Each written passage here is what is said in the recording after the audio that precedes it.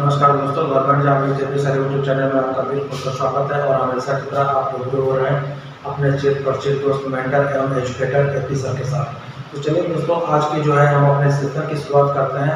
और हमेशा की तरह आज का भी सेशन आपके लिए बहुत इंपॉर्टेंट रहने वाला है।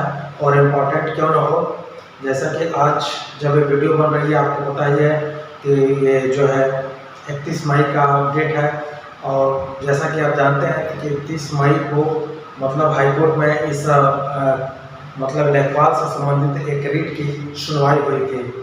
तो सुनवाई तो समाप्त हो गई, तो उस सुनवाई के क्या निहितार्थ है, उस सुनवाई का इस डीबी पर क्या प्रभाव पड़ेगा, इसको लेकर के जो डीबी के एस्पिरेंट हैं, जो डीबी देने वाले कैंडिडेट्स हैं, वो काफ़ी उनके मन में उथल पुथल है।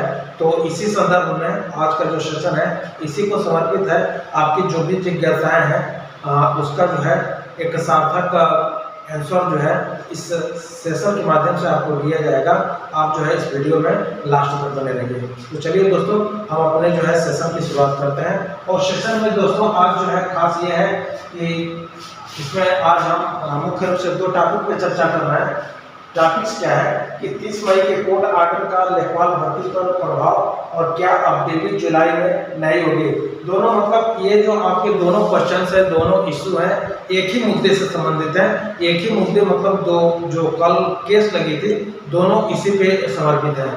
हालांकि दोस्तों मैं इसके पहले ही परसों के वीडियो में मतलब पिछले वीडियो में मैं आपको आश्वस्त कर चुका था इस बारे में। फिर भी कुछ स्टूडेंट्स हैं, चूँकि मैंने जो आपको रिप्लाई किया था कोर्ट के जो डिसीजन हो सकते हैं उसका क्या प्रभाव पड़ेगा, उसके बारे में मैंने पिछले वीडियो में ऑलरेडी आपको क्लियर कर दिया था। लेकिन जब से ये डिसीजन आया है, ऑर्डर आया है कोर्ट का, तो बच्चों में एक नई मतलब क्वेरी हो गई है, जिज्ञासा हो गई है कि सर थोड़ा और एनालिसिस कर दीजिए ताकि सेटिस्फेक्शन और बेहतर हो सके। तो चलिए, ये जो दोनों दोस्तों है, जैसे कि 30 मई के कोर्ट आर्डर का लेखपाल भर्ती पर प्रभाव, जैसा कि आप लोग जानते हैं कि कल का जो सुनवाई हुई थी हाई कोर्ट में लेखपाल भर्ती को, और एक खास मतलब वर्ग के लोग, खास वर्ग से मतलब ये है, जैसा कि आप लोग जानते हैं ESM जो भी एक्स सर्विसमैन है, वो अपने प्रतिनिधित्व को लेकर के, क्लियरिटी को लेकर के कि सर हमारा कट ऑफ क्या है,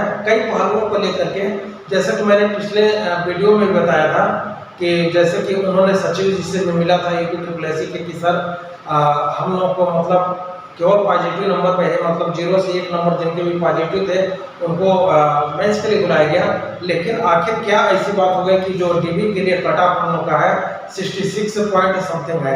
मतलब आप लोग जानते हैं 66 के आसपास जो है एक्स सर्विसमैन जो है ESM है, उनका जो है डीबी के लिए कॉल किया गया है। तो उनको मतलब काफ़ी जब डीबी के लिए, जैसा कि कोई भी स्वाभाविक सी बात होती है कि मेंस के लिए केवल पॉजिटिव नंबर वालों को मतलब 0 से अधिक जो भी नंबर है 1, 2, 3 वाले, उनको मेंस के लिए कॉल किया जाता है। और ऐसी क्या बात हो जाती है, ऐसा क्या मतलब मेथड है, ऐसा क्या सिस्टम है कि मतलब जो है डीबी के लिए जो कट ऑफ है 66 पॉइंट समथिंग है। तो इसी को लेकर के जैसा कि मैंने बताया कुछ हमारे भाई बंधु हैं एक्स सर्विसमैन सचिव जी से मिले थे, लेकिन उनके उत्तर से उनको सेटिस्फेक्शन नहीं मिला। तो लास्ट में थक हार करके उन्होंने कोर्ट का सहारा लिया। और इसी कोर्ट की जो कल सुनवाई थी यानी 30 मई को सुनवाई थी, जिसमें कोर्ट ने इनकी बातों को सुना, इनके पक्षों को सुना। UPSSC के प्रतिनिधि मतलब वकील महोदय भी कोर्ट में उपस्थित थे। तो कोर्ट को सुनने के बाद जो कोर्ट ने पूछा तो उन्होंने यही बताया कि दोनों पक्षों को सुनने के बाद UPSSC के जो भी प्रतिनिधि थे उन्होंने ये कहा कि सर इसको समझने के लिए कि क्या खामियां हैं या क्या इसमें कुछ कमी है या क्या सब कुछ ठीक है या कट ऑफ मतलब डीबी के लिए इतना क्यों ज़्यादा, क्या इन सब चीज़ों को समझने के लिए हमको थोड़ा वक्त चाहिए। तो उन्होंने वक्त मांगा, वक्त तो मांगा, लेकिन एक्चुअली आप जानते हैं कि शायद आप लोगों को पता होगा कि जून के लगभग पूरे महीने में जो है हाईकोर्ट बंद रहता है, आपका जो समर वेकेशन इसमें होता है। तो इसी को देखते हुए जो है जून में कोई सुनवाई नहीं हो सकती, तो जुलाई में जो है अगली डेट इन्होंने मतलब लेट से रखी है। और जो अगली डेट है संभवतः एग्जैक्ट के साथ जो अगस्त में शायद रखा है उन्होंने, शायद 3 अगस्त को ऐसा ही कुछ डेट है। कुछ कंफर्मेशन मतलब थोड़ी इसको लेकर के थोड़ा आप कंफर्म कर लीजिएगा, यही है मतलब शायद 3 अगस्त, शायद 3 अगस्त को लगा है, आप कंफर्म कर लीजिएगा। कहने का मतलब दोस्तों ये है, इशू हम लोग का 3 अगस्त या 3 जुलाई का नहीं है। इशू ये है कि क्या ये जो ESM के जो एक्स सर्विसमैन हमारे भाई बंधु हैं, उनकी बातों को सुन करके जो कोर्ट ने ऑर्डर दिया है, क्या ये जो लेखपाल का जो डिबी हो रहा है या होने वाला है, मतलब इस पर कोई प्रभाव पड़ेगा क्या? मतलब यह है कि लिस्ट को सुधारा जा सकता है, मतलब रिवाइज लिस्ट आ सकती है क्या, या ऐसा भी हो सकता है क्या कि मतलब ये जो डीबी के लिए मतलब बच्चे कॉल किए गए हैं उनको मतलब डीबी की जो प्रक्रिया है उसको कैंसिल करके दोबारा दूसरा रिजल्ट घोषित किया जाए। ये सब चीजें हैं। कुछ बच्चों ने हमारे ये किया कि क्या अब डीबी जुलाई में नहीं होगी। दोस्तों मैं एक चीज बता दूं, ऐसा कुछ नहीं है, डीबी जुलाई में नहीं होगी, ये आपको नेगेटिव चीजें सोचने की जरूरत नहीं है। देखिए कोर्ट ने हमारे जो एक्स सर्विस भाई हैं उनकी बातों को सुना।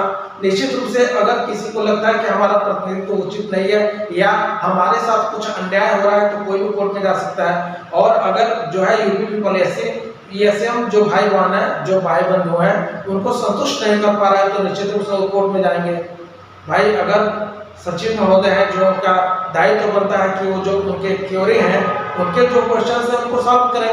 भाई उनकी समस्या क्या है उनको बताएं। तो इसको सचिव महोदय ने सेटिस्फाइड नहीं किया, कोर्ट में चले गए।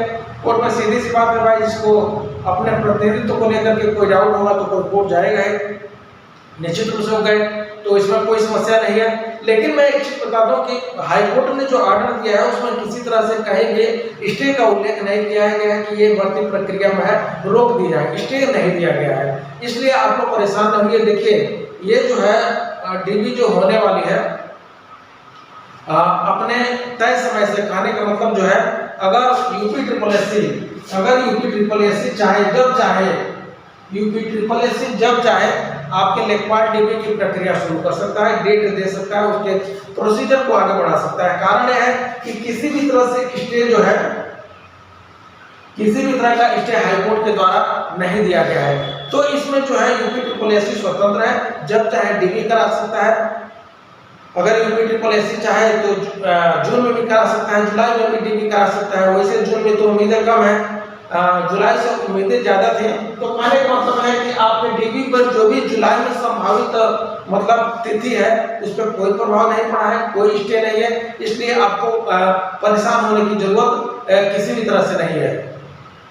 आप जो है अपने डीबी की तैयारी में लगे रहिए, किसी तरह की कोई समस्या नहीं है। अगर कोई समस्या होगी तो बाद में होगी, फिलहाल कुछ नहीं है। बाद से मतलब यह है कि नेक्स्ट सुनवाई में क्या हो सकती है इस पे डिपेंड करेगा। हालांकि उसमें भी आपके किसी तरह के स्टे मिलने की संभावना नहीं है। सबसे बड़ी बात है कि हमारे जो एक्स सर्विसमैन भाई हैं वो खुद स्टे नहीं चाहते हैं, वो तो खुद चाहते हैं कि जो प्रक्रिया चल रही है वो पूरी हो। वो खुद ये नहीं चाहते हैं कि किसी तरह की कोई व्यवधान पैदा हो। बस ये है कि उनके जो कुछ क्वेश्चंस हैं, जो उनके कुछ तथ्य हैं, उनको जो है मतलब यह है कि क्लियर किया जाना चाहिए। ऐसा नहीं है कि जो एक्स सर्विसमैन भाई बंधु हैं वो मतलब आपके डीबी पे या आपकी जो प्रक्रिया पे किसी तरह का स्टे नहीं चाहते हैं। तो ये अच्छी उनके तरफ से एक सकारात्मक सोच है। अच्छा, ऐसा होना भी चाहिए। और सबसे बड़ी बात है कि देखिए इन्होंने चूंकि मांग भी नहीं कर रहे हैं और कोई इशू भी नहीं बनता है कि किसी तरह की मतलब ये है कि डीबी पर रोक लगाने की या स्टे देने की। और दूसरी बात, अब ये कुछ हमारे मित्र हैं मतलब डीबी देने वाले भाई माने हैं, वो ये सोच रहे हैं कि सर क्या इस पे तो बहुत पेंडिंग मतलब ये है कि कोर्ट कैसे चल रहा है, क्या कुछ प्रभाव पड़ेगा, या ये जो ESM वाले एक्स सर्विसमैन जो भैया लोग हैं उनके कोर्ट का रीट का क्या प्रभाव पड़ सकता है, क्या बाद में कोई समस्या पैदा हो सकती है। देखो बच्चों, ऐसा कुछ होने वाला नहीं है। देखिए इन्होंने डेट मांगा है, कोर्ट से मांगा है, जो प्रतिनिधि थे UPSSC के, उन्होंने डेट मांगा है कि सर हमको माइलॉर्ड हमको डेट दिया जाए। उन्होंने डेट दे दिया है। अब उसी डेट पे या उसके एक आध और बार डेट पे उपस्थित होकर के जो समस्याएं हैं उसका वो विवरण दे देंगे कि सर ऐसी ऐसी बात है, कोई समस्या नहीं है, मेरिट जंप करने का कारण क्या है, वो सब कुछ स्पष्ट कर देंगे। और सब कुछ स्पष्ट करने के साथ ही एक केस जो है अपने आप डिस्पोज हो जाएगा, इसमें कोई बड़ी समस्या नहीं है। तो कहने का मतलब दोस्तों, आप अपने डीबी की तैयारी में पूरी तरह से लगे रहिए, पूरे मनोबल से लगे रहिए, पूरे शिद्दत से लगे रहिए, कोई समस्या नहीं है। दूसरी तरफ देखिए दोस्तों, मैंने एक चीज इसमें उल्लेख करना भूल गया था, आरटीआई का जवाब। आरटीआई का जवाब ये इसमें कुछ मित्रों ने पूछा था कि सर जैसे कि उनके जानने वाले या खुद उन्होंने जो है आरटीआई लगाया था, लेकिन उनका कहना है कि जो है आरटीआई जो यूपीएससी के द्वारा दिया जा रहा है उसमें गोल मटोल जवाब दिए जा रहे हैं, स्पष्ट नहीं किए जा रहे हैं। तो दोस्तों मैं एक चीज बताऊं, एक आप थोड़ी यूपीएससी टेक्निकल के लिए भी जान जाओ और आगे के लिए भी जान जाओ। ये हर एक संस्था की मतलब एक अपने रूल एंड रेगुलेशन होते हैं, उनके जियो में उल्लेख होता है, उनके रूल एंड रेगुलेशन में स्पष्ट कहा गया होता है कि भाई कोई भी भर्ती प्रक्रिया जब तक पूरी नहीं हो जाती है तब तक हम उन प्रश्नों का आरटीआई में जवाब नहीं दे सकते जिससे गोपनीयता भंग हो जाए। तो कुछ हमारे भाई बहन मित्र कह रहे थे कि सर आरटीआई जो है हमने गुना गुनी पूछी थी, फिर किस वर्ग का कितना प्रतिनिधित्व दिया गया है, किस वर्ग से 3 गुना बुलाए गए हैं, किससे कम गुना बुलाए गए हैं, ईएसएम के कितने जो कैंडिडेट्स बुलाए गए हैं वो कितने गुना बुलाए गए हैं, इसको लेकर के ऐसे कई तरह के सवाल हैं। या डीबी जो है कब शुरू किया जाएगा, फाइनल रिजल्ट कब आएगा। तो देखो दोस्तों मैं एक चीज बताऊं, आपकी जो सोच है, आपकी जो मांग है वो जायज है, बट आपसे आज से आप जान लीजिए ये जो सरकारी संस्थाएं होती है, गवर्नमेंट संस्थाएं होती है, उनके कुछ अपने रूल एंड रेगुलेशंस होते हैं, उनको वो रूल एंड रेगुलेशंस कोई फॉलो करते हैं। और दूसरी चीज आरटीआई के बारे में आप एक जान लीजिए, आरटीआई में ये भी उल्लेख है कि आपके उसी सवाल का जवाब दिया जाएगा जो यथोचित होगा। ऐसा नहीं है कि आप कोई भी सवाल लॉगिन कर दो, लॉन्च कर दो और उसका उत्तर मिल जाएगा, तो ऐसा कुछ नहीं है। ऐसे ही हमारे कुछ मित्र या यूट्यूबर भी कह रहे थे कि स्कोर कार्ड जैसे थंबनेल्स बनाते हैं स्कोर कार्ड जारी हो गया। कुछ हमारे भाई बहन कहते हैं कि सर स्कोर कार्ड कब तक जारी होगा, स्कोर कार्ड क्यों नहीं जारी हो रहा है। तो मैं दोस्तों एक चीज बताऊं, इसके पहले भी मैं वीडियो के माध्यम से एक सेशन सेपरेट सेशन के माध्यम से बता चुका हूं कि देखिए ये जो है भर्ती प्रक्रिया चल रही है, इसमें स्कोर कार्ड जो है फाइनल सिलेक्शन से पहले आपको दिया नहीं जा सकता। स्कोर कार्ड जो है फाइनल सिलेक्शन से पहले मतलब उसकी गोपनीयता ओपन भंग नहीं की जा सकते, इसलिए आपको स्कोर कार्ड नहीं दिया जा रहा है। और आपका जो स्कोर कार्ड है वो आपके फाइनल सिलेक्शन जब हो जाएगा तभी आपका जो है यूपीएससी की तरफ से स्कोर कार्ड जो सबके हैं उसको ओपन किया जाएगा।